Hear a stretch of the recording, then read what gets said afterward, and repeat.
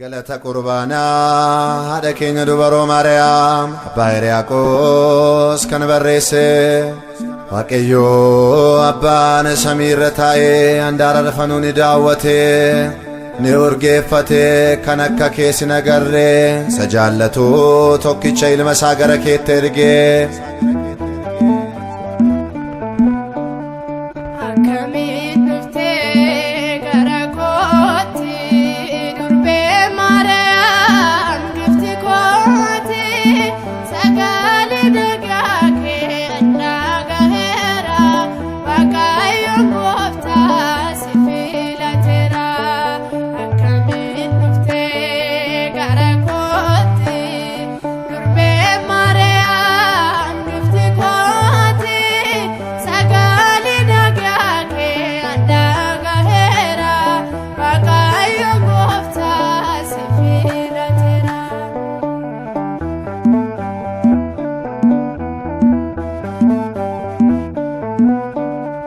Biyya raajotaa Beetelehemi gammadaa koo yaa Maariyaami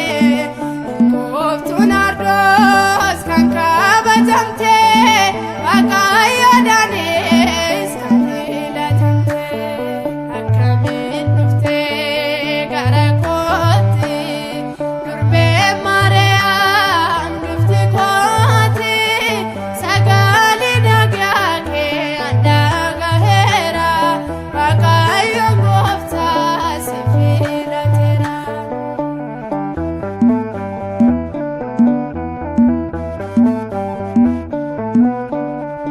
Abdii addaamii gooftaa kan deesse diina ilmaan namaa isaa guddiste ansiin jaalladha qulqulleetti koo mana koo seenee kotoo gara koo Akkaamiin dhuftee gara kooti Durbee maariyaam giiftii kooti sagalee nagaa kee